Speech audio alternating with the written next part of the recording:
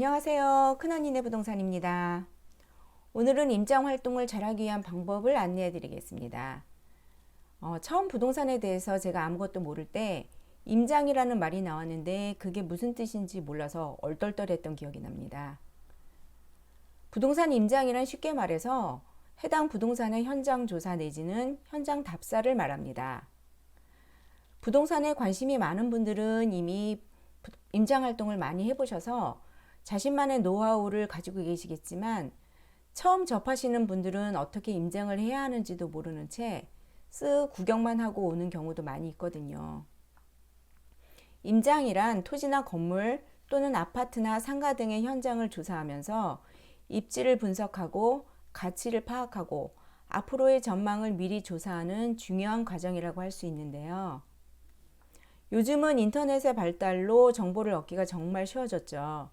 가능한 많은 정보를 조사해 두시기를 권해드립니다. 인터넷으로 사전 조사를 하는데 위치도 파악하고 현장 지도를 통해서 동선도 파악하고 단지의 배치나 그리고 단지의 구성이 어떻게 되어 있는지 먼저 확인합니다. 그리고 매물의 시세와 주변 매물의 시세도 함께 알아두면 좋습니다. 이렇게 시세 파악을 할 때는 가격이 오르고 내리는 요인이 무엇일지 알아두면 큰 도움이 됩니다. 그리고 나서 인터넷 카페 등을 통해서 임장 후기를 보며 다른 사람들의 의견도 보시는 것을 추천합니다. 내가 미처 생각하지 못한 것을 보는 사람도 있거든요. 그리고 무엇보다 중요한 것이 직접 해당 부동산에 가서 발품을 팔아보는 것이 가장 중요합니다. 이제 사전 조사가 끝났다면 임장을 계획한 지역의 부동산을 알아보고 미리 연락을 해서 약속을 잡아두는 것이 좋습니다. 부동산 중개사무소마다 매물의 정보가 다를 수 있기 때문에 미리 확인을 하고 가는 편을 추천드립니다. 그리고 인터넷으로 사전 조사한 시세 정보와 현장에서의 시세는 다를 수가 있기 때문에 여러 곳의 정보를 비교해 보는 것도 좋은 방법입니다. 그리고 보통 임장이라고 하면 통상 낮 시간 동안 많이 이루어지는데 낮과 밤의 환경이 달라질 수 있으므로 낮 시간에는 주로 단지를 중심으로 확인하며 동강 거리나 방향, 일조량 등을 집 내부를 통해서 확인하고 외부에서는 단지 조경이나 커뮤니티 시설 등도 확인합니다.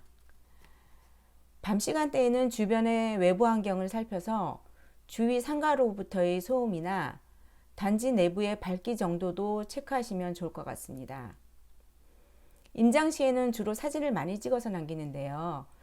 아무런 계획 없이 마구 사진을 찍으면 나중에 봤을 때 구별 못합니다. 임장하면 보통 한 채의 집을 보는 게 아니라 많게는 5, 6채 정도의 집을 볼 수도 있는데 그러면 정말 구별하기가 힘들더라고요.